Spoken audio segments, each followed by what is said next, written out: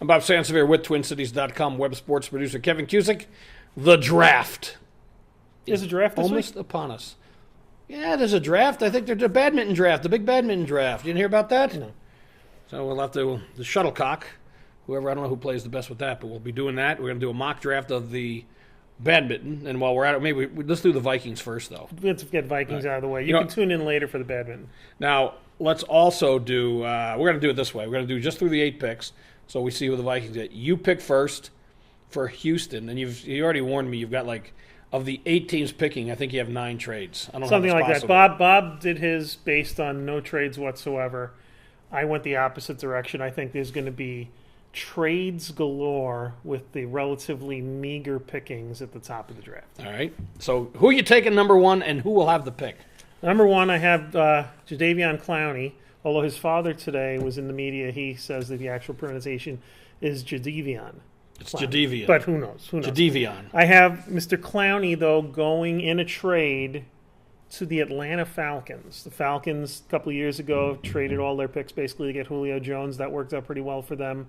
I think they know they need a big defensive lineman. They trade up from the number 6 position. Okay, so you're going to have to tell me what you've done if you made all these trades, because that's not the list I'm working off of a straight list. So well, you're going to straight list. Who do you have picking second? Second, I have... You have Oakland to make Oakland jumping up to make a trade, because Oakland I have picking Sammy Watkins, wide receiver of Clemson, probably the best offensive player in the draft. So I have the Raiders making the trade with St. Louis for the number 2 pick. Okay, if they stayed at where they were, I think they still would have wound up with them. But go ahead. Let's just hear your list, because there's no way I'm going to be able to figure out your... Well, I've got yours written down here. Number 3, Khalil Mack, linebacker from Buffalo, going to Jacksonville. Yeah. Arguably the best overall player in the draft, perhaps. Jacksonville needs players. Yeah. Number 4, and I'll give you a hint. Bob and I agree on that. And Bob and I also agree on number 4.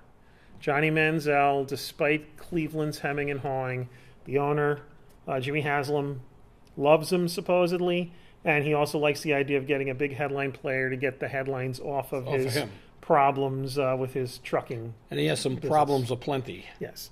The 5th pick now I have with St. Louis. Yeah. And I have Greg Robinson going there, the best offensive lineman in the draft out of Auburn. Houston, now in the 6th pick, I have them also going offensive line. I have Jake Matthews of Texas A&M going to the Texans. Number 7, I have a little bit of a surprise. Tampa Bay has a lot of holes, but I think they're going to jump and take Mike Evans, the fine receiver from Texas A&M, making 3. I have 3 Texas Aggies going in the first 7 picks, which of course makes you wonder deservedly how did they lose 4 games last year? Don't know. Well, it was the other 19 players. And then the 8th pick, I have Blake Bortles, but I have Blake Bortles going in trade to the Tennessee Titans. I think the Vikings succeed in trading down a few spots. Get Blake Bortles. Tennessee gets Blake Bortles. The Vikings get some extra picks. And at the 11th pick, I have the Vikings will take the best defensive player available. Darqueze Dennard or C.J. Mosley? It could be C.J. Mosley, but I'm going to go with Darqueze Dennard, the shutdown corner of Michigan State. All right, and I did not have these trades, and we are not. Go through the list of where we're in agreement on Clowney. Okay, we're in agreement on Clowney, just different teams. You had Mr. Robinson going number 2 to St. Louis, yes, which would be a good help to them. We agreed on number 3 with Khalil Mack. We agreed on Johnny Manziel. So those obviously are going to happen. If we also agreed, I believe, on Sammy Watkins, but I had him going 5th, right? Yes, you have Oakland ending up with Sammy Watkins, but I think that Oakland has to trade up to get him out of. Otherwise, I think Sammy Watkins may end up in Jacksonville. That's why I think Oakland's going to trade. I think they're terrified of the Jaguars. Correct, sir. Number 6, we also have Jake Matthews going there, except to different teams. You have the Falcons taking him, and I have him going to Houston as part of the trade. 7, you had Donalds, the offensive lineman. Aaron Donald. Or the defensive lineman. DT. Going to Tampa Bay, and that's a very plausible possibility. Here's my question. If that is the fact that he goes number 7 and Mike Evans is available, do the Vikings take Mike Evans? If I were running a team, absolutely I would. He would be the best player on the board. Mm-hmm.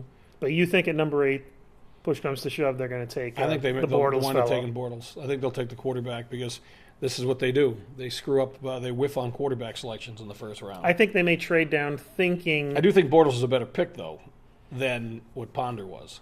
Oh, sure. Yeah, but neither was great. But I think that the Vikings, the Spielman so wants to trade down, and I could see him trade down once or twice if he's able to. I wouldn't even rule out the possibility that they could trade down a few picks and still get Bortles. I would not go farther down unless you're getting. I think Denard would be is the guy I would want to get if you're trading down at all. And even at 8, I would would not have an issue with him because he is a shutdown corner. And C.J. Mosley, he's a terrific middle linebacker. But would you be willing to trade down if you knew you were going to lose Bortles? Yes. Yeah. But I mean, it's not if you want the how do you say the eye tie? The eye tie, Jimmy Garoppolo. Jimmy Garoppolo. Because then they have picks they can move back up into the first round. Yeah. And one of the other guys the Vikings were talked about possibly looking at was Zach Mettenberg. Although you heard the story today, well, he was one of the players with somebody diluted his. He had some diluted urine. Yeah. So I can tell you, drank a lot of water. His agent said. In tomorrow's Loop 10, diluted urine will be making its first ever appearance. You know what? He's got a good agent. He's trying to put the spin on. But there's plenty of quarterbacks out there. So I just think that they're going to end up opting on the side of defense and trading down. If they end up with the number 8 pick and can't trade it, then I think they may be stuck taking Bortles because I don't know that you can. You were saying about Denard. I don't know if you can take one of those other defensive players that highly, C.J. Mosley or Justin Gilbert. Frankly, I wouldn't be surprised if on their board and many boards, Denard and Mosley are best player available higher than Bortles. But we do know whoever they get, they're going to say, we were amazed that he was still available to us. We've been doing that for 50 years. That's plus. Right. And by the way, just a quick thing about Mettenberg and Chantrell Henderson, the local lad who got caught for he was tested positive for marijuana. Made a few mistakes. What are you thinking? I mean, this is the most important day of your life is going to the combine if you want to be a professional football player, and you're messing around with whether it's marijuana or any other drug. You find out how long it stays in your system if you can't live without it, because that could be up to 6 weeks for marijuana.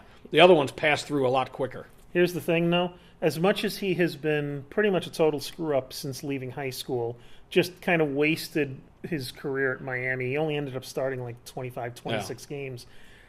Someone's going to draft him because of his size and potential, and I would not be surprised if maybe a locally based NFL team takes a shot at him in like the 5th or 6th round, thinking that maybe getting him back home, getting away from bad influences in South Florida could be what gets him to wake up.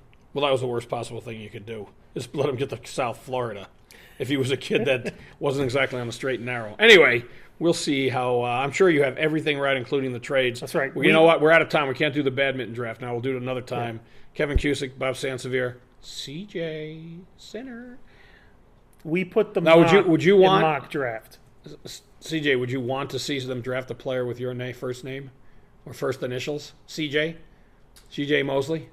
I can see how that would be confusing and not to my benefit, and so maybe not. But you were here first, right? So he has to change his name. Clearly, we'll talk to you later.